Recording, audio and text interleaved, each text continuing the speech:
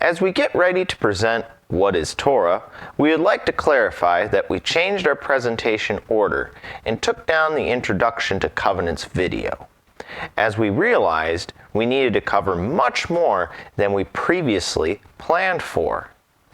We therefore will be ending this Hey Yesod portion with a full Covenants presentation. The last three presentations will then be Part 6, What is Torah, Part 7, the Yehudim Practices, Talmud and Mishna, and Part 8, What is Covenant? With this being said, let us now get into what is Torah.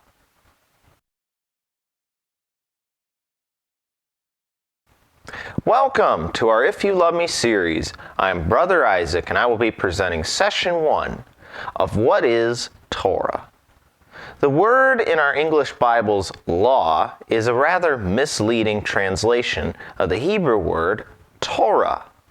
For many, simply mentioning biblical law conjures up thoughts of harsh, unbendable regulations that invite swift judgment and severe punishment when broken. And that's not how Scripture fully communicates Torah or its full purpose. Torah is the oldest section of the Hebrew Scriptures. The word Hebrew first appears in Bereshit, that's Genesis, chapter 14, verse 13, where Abram was called the Hebrew. The word Hebrew in your Strong's Concordance means an Eberite, that is, Hebrew, or descendant of Eber, Hebrew. Eberites for the feminine version of Eberite. So a Hebrew is a descendant of Eber, but this word also identifies where the Hebrews came from. The Bible tells us Eber was the son of Shem, who is the son of Noah in Bereshit, Genesis, chapter 10, verse 1, and chapter 11, verses 11 through 26. If we continued tracing the family lineage, it would take us to Adam and Chava. This was the family Yah chose to use in order to spread His word to the world. Bereshit, Genesis chapter 5, verses 1 through 29. The word Hebrew also identifies the same people who later became known as the Israelites. The Israelites are the descendants of Jacob, whose name was changed by Yah to Israel in Bereshit, that's Genesis chapter 32, verse 28. Hence how they obtained the name Israelites, simply identifying them as sons of Jacob or Jacob. The first time the Scripture uses the word Torah is actually described of Avram. This was hundreds of years before the Torah law of Moshe in Bereshit, Genesis chapter 26, verse 5. Yah said that Avram obeyed me and kept my charge, my commandments, my statutes, and my Torah, or laws. Yah wasn't referring to Avram's obedience to Moshe's writings, which didn't even exist yet. It was Avram's following Yah's personal instructions on how to live and where to go. It was personal and relational. Through the age of Shoftim, judges, Melachim, kings, and Navi, prophets, all the way to the Talmudim, or disciples, and ambassadors, that's the apostles, our Creator has always shared His personal instructions with us. His Torah never ceased because His love for us is eternal, and He continues to instruct us today. Yahshua Messiah is referenced as the living Torah.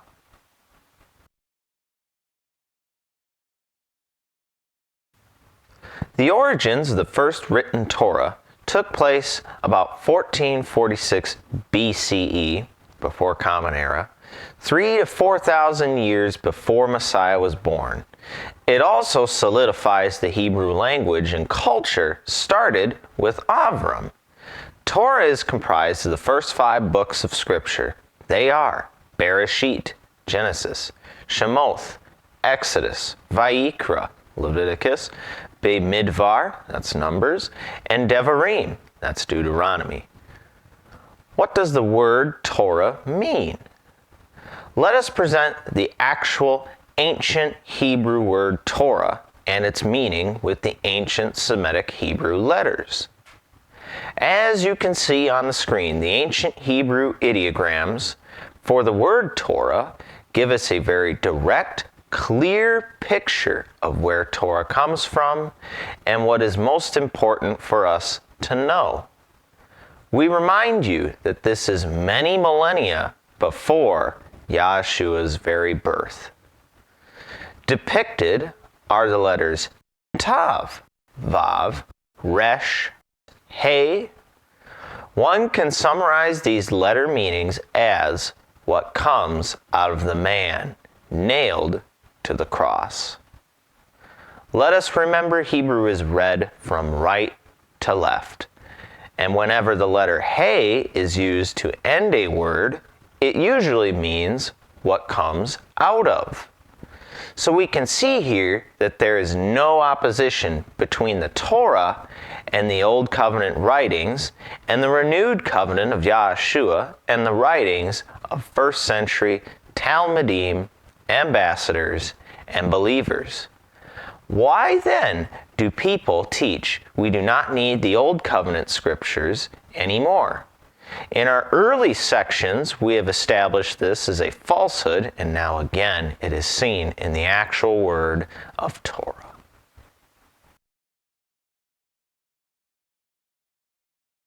The English transliteration is law, and is not a correct Hebrew meaning or form. This word Torah itself comes from the Hebrew word yarah.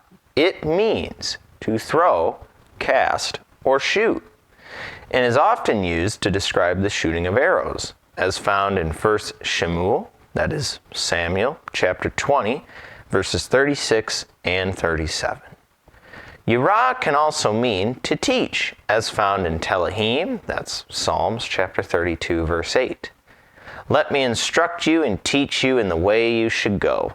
Let me counsel, my eye be on you. In Hebrew thought, there is a connection between someone who teaches and someone shooting arrows. Both an archer and a teacher can send forth something with power and accuracy. In the same way, the Torah is like an arrow.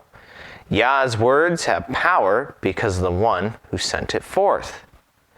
Ironically, one of the Hebrew words for sin in the Bible is het, and is also an archery word.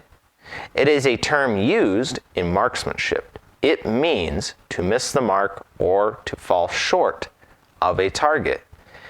Therefore, when we miss Yah's intent in the Torah, we are literally missing the mark.